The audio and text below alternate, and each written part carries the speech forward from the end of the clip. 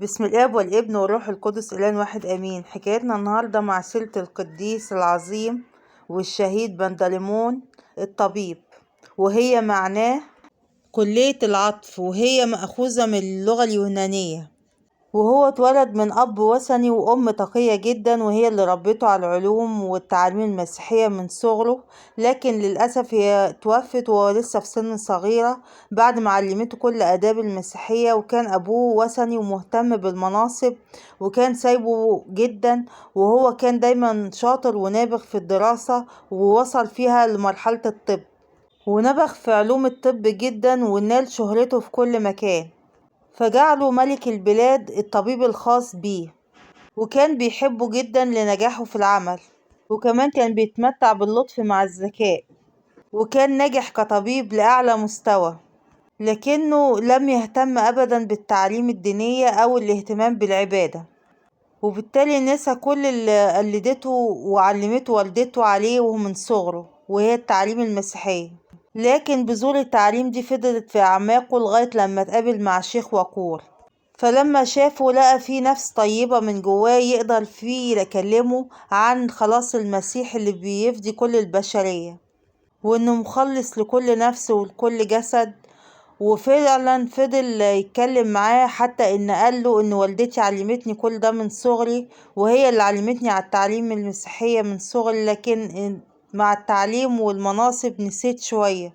لكن الشيخ الوقور جاوبه وقال له ان كمان المسيح طبيب شافي لكل جسد ولكل مرض، وهو اللي بيعالج كل الامراض ببركته هو وشفائه هو بس، لانه هو الطبيب الحقيقي. وان ذكر اسم المسيح وحده يشفي كل الامراض المستعصية ويخرج كل اعمال الشيطان، وتصرف من امامه مجرد باسم يسوع المسيح تنصرف كل الارواح الشريرة. ومشي القديس بتاعنا من عند الشيخ الوقور دوت، وهو عمال يتفكر في الامر كتير، وان ازاي كل ده المسيح وحده بس هو اللي يقدر يعمله. لكن حصلت حاجة عجيبة جدا، وهو ماشي في الطريق لدغه شاب كده، لدغ العقرب، فمات على اثرها، واهله زعلوا جدا. ففكر ان الشيخ الوقور قال له ان باسم المسيح كل انسان يقوم وتبعد عنه لغدغات العقارب والشياطين وكل أفعال الشيطان.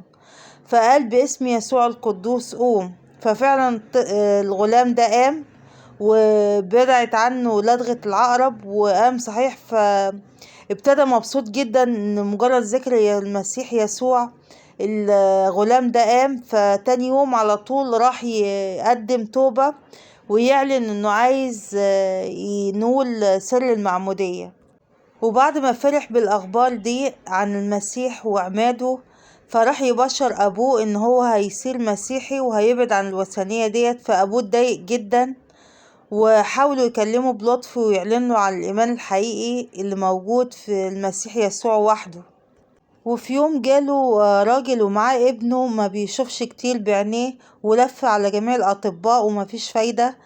فلما لجأ للقديس بندليمون فقال له باسم يسوع هيفتح عينيه، فبقى كأنه بيساعده في العلاج وفي الدواء. وفعلا الغلام ابن الراجل ده فتح وشاف كويس، فاتبسط جدا من عمل ربنا معاه، وابتدى كمان يشهد له في كل مكان ان هو بس اللي بايده الشفاء والنعمة، بايد يسوع المسيح وحده نال الشفاء. والانسان ده فتح زي ما كان المسيح بيعمل اثناء حياته، ان فتح اعين الاعمى. وقال قدسنا ان انا عملت العمل ده بايد يسوع المسيح وحده ما فيش غيره. فالملك لما سمع اخبار اللي بيحصل دوت ندى لقدسنا وقال له ازاي تعمل كده، وحتى الاطباء اصحابك متضايقين جدا من اللي انت بتعمله واخد منهم الناس. فقال لهم انا ما عملتش ده بمجهودي، انا عملته دوت بنعمة ربنا يسوع اللي بيفتح اعين الاعمى، فهو بس اللي بايده الخلاص. فندى الغلام ده وسأله عن اللي حصل، فقال له انا شفيت على ايد قدسنا ده، بمجرد ما ندى اسم يسوع المسيح انا شفيت في الحال. فالملك اتغاظ جدا منه وعذب الغلام ده، وبعدين امر بقطع رأسه، فنال اكليل الشهادة. واستدعى الملك قدسنا بندليمون وقال له وكلمه بلطف عن الكرامات الكتير والكنوز الكتير اللي هيعثر عليها نتيجة إيمانه، ويبعد عن الإيمان دوت. فقال له ازاي انسب علم لحد تاني، لان السيد المسيح وحده بيده الخلاص.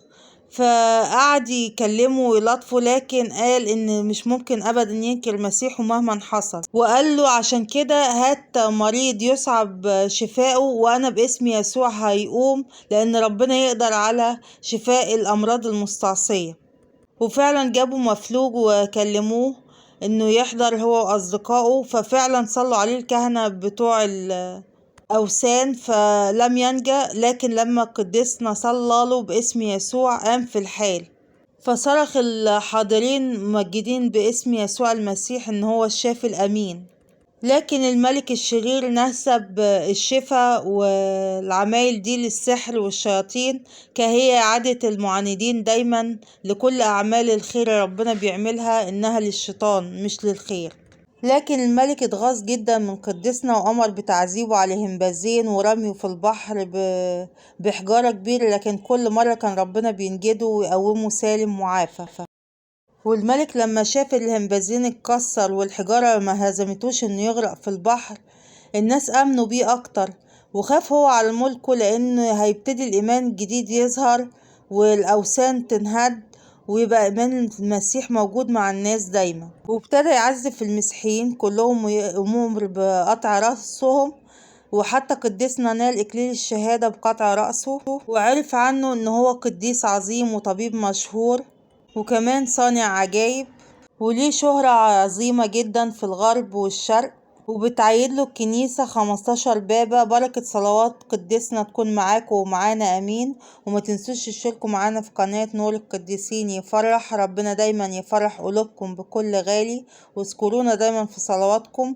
بركة صلوات القديسين تحوط في بيوتكم واولادكم، ودايما النعمة تحوط حواليكم وتبعد عنكم كل شر باسم يسوع المسيح امين. ودايما اللايك والاشتراك من ايديكم يكبر قناتنا الصغيرة وتبقى كبيرة، ودايما محتاجة صلواتكم، وزي ما انتوا تصلوا لي انا هصلي لكم، وربنا معاكم ومعانا امين.